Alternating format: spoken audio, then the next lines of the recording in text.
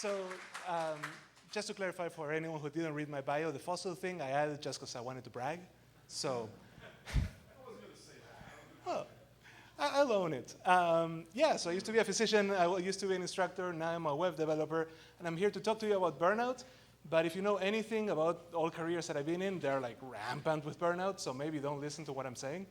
Or do, because I do know a little bit about it. We often like to work in fast-paced environments, right? Like, I don't know about you, but when I have nothing to do, it's so boring.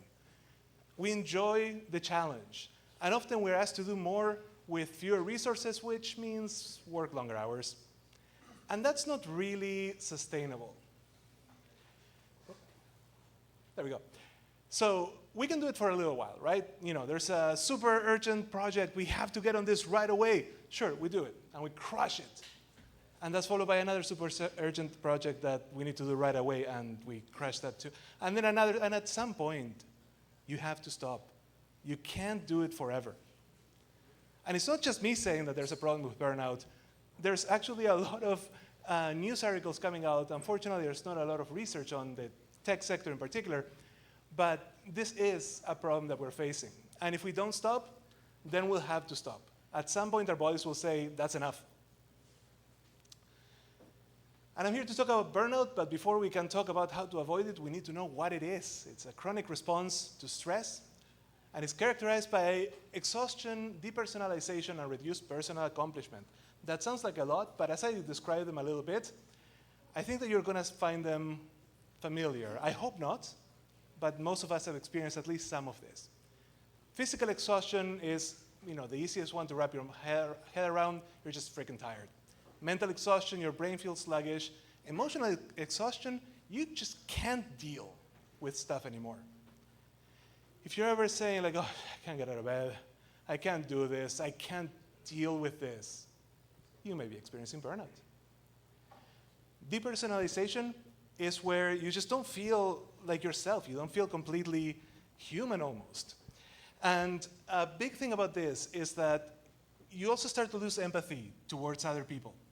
And that can be a really, really challenging thing to live through and to experience. If you're saying like, oh, what did I even do all day? I was at work all day, but what did I achieve? Why can't so-and-so get there together? I'm just surrounded by idiots. That's presumably not the case. I don't know where you all work, but I work with some really, really smart people. So if I start to feel like that last one, there's something going on. It's me. And on top of that, you just find no more meaning. I say, I like being busy. I enjoy what I do. Except when you're burned out, you don't. It's just a grind. You feel ineffective. And it's not just that it affects you. It can actually affect everyone else. Imagine that you're surrounded by idiots, if you'll pardon my French. You're exhausted, and you feel like you're the only one doing any work, and on top of that, nothing gets done. What's going to happen? No volunteers? Nothing's going to get done. Nothing's going to get done, but also, you may just lose it. And there's a weak correlation between how people react and whether they're introverts or extroverts. So a lot of people, or some people at least, will just let you know. I am done with this, et cetera, and that can affect team dynamics a little bit. But then you have people who just sort of implode. They don't want to make waves, but they're so unhappy, and they just disappear. They're still there physically, but they used to be your top performer. Now they're really not. What's going on? Burnout. And it's not just at work. People will bring it home. And that can lead to problems with family members. It can lead to feeling exhausted 24/7. It can even lead to feelings of just lack of satisfaction with life in general. I love my wife. She's here, by the way. I would like to think she loves me. And I know that she doesn't do things to anger me. So when I go home and she's like, hey, don't forget that we need to do whatever. It's, oh, why is she telling me this? I can't. Oh. Well, like, she's trying to make me mad. Well, no, she's not. I'm just burnt out. I'm bringing work home, and not even the fun parts of work. I'm bringing the frustration. I'm bringing the stress. And that's not ideal. We need to work to avoid this. So if you're feeling frustrated, unhappy, unsatisfied, you struggle to get up or to get through your day, you're having more arguments with people that you know and love, you just can't relate to others, you may be experiencing burnout. Now, show of hands, and you don't have to, of course, if you don't want to, who here can relate to at least some of the things I was just talking about? Wow, right? Out of curiosity, who can relate like currently? They're feeling kind of burnt out right now. Okay, fewer, that's good to know. But still a lot of people. And the reason we burn out is that we are set up for failure at work. Because our human body, our body can do a lot of wonderful things, and we don't leverage those. We actually do things that are much, much less than efficient. For example, how long can you focus on a task non-stop? Just like heads down, work on something. An hour, depends on what it is. Let's say it's something you're enjoying. Hours? 8 hours straight? Sometimes? It's hard, 4 hours? Yeah. Back there? Multidimensional question, sure. But there's some research around it that says that after 4 hours, even if you want to keep going, your performance starts to decline. And we probably all experience this. We have a bug in our code, something's not working, we can't fix it, we're just obsessed, we go home, we go to sleep, next morning you wake up, shit, I fixed it. It's because our brains just can't do it. Out of the 8 hours that you are in the office, how many are you truly productive? Now, I have 2 coworkers here, so I'm not going to say about myself. But generally, it's not 8 hours.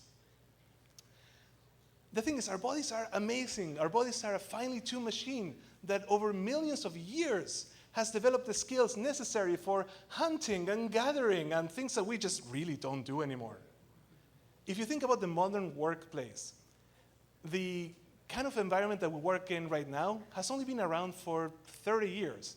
And before you start to call BS on me, keep in mind that Windows 95 came out almost 30 years ago. So it's very recent. The modern office, I had to look this up, about 150 years. Western culture, a few hundred years. Even recorded history is only 5,000 years out of the 200,000 years that humans have been on Earth. And so really, everything we're doing today, we are not meant to do. And don't worry, I'm not going to try to sell you on some like naturopathic stuff, paleo diets.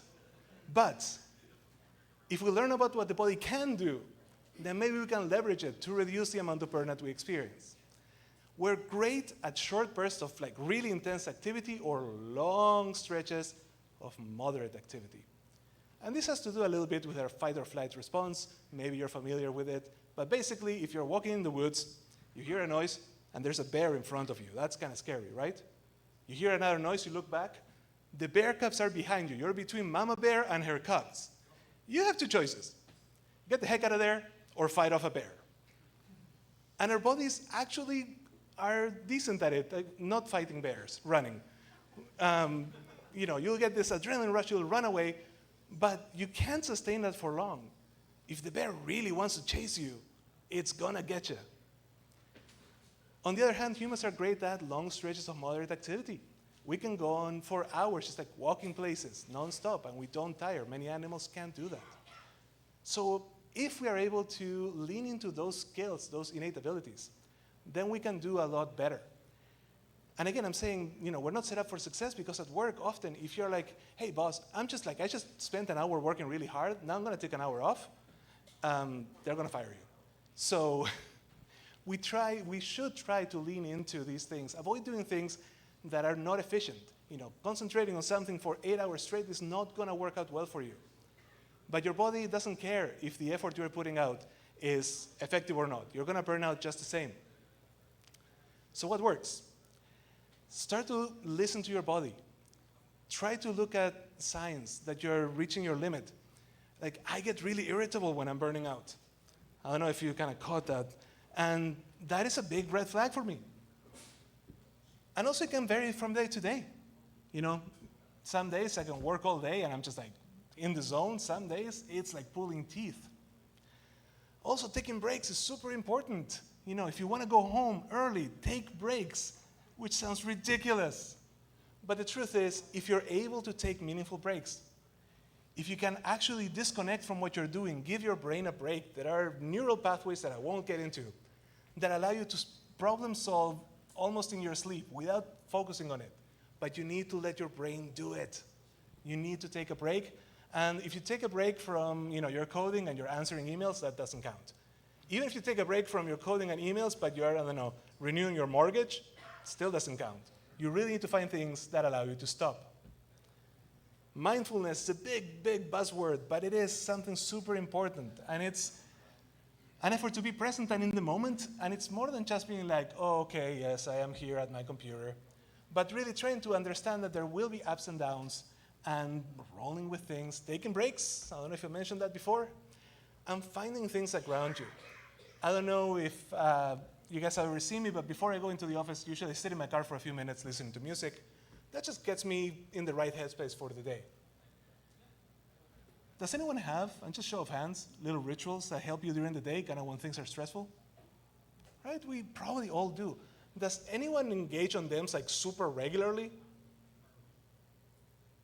No? One hand I think was waving there. So those things that help you get through your day. Do you do them like every, sorry? Oh no, I'm so sorry. How's this? I'm not used to microphones. So do you have any, as I said, any like little rituals that you do during the day that help you be grounded, feel better when you're feeling stressed? And if you do you do them every day or like as frequently as you need? I see some nodding heads, but not as many people have said that they have something. But engaging in those things is really important. Also, I don't know if you heard of the Pomodoro method. It sounds like hell to me, but apparently people swear by it. You work in like basically sprints of effort and then you take a break. And going by what I was saying of the abilities of the human body to, short bursts of activity and then breaks, this should work. I've tried it, it drives me crazy, but it is something that you can try. How am I doing for time? I may be going too fast, but that's okay.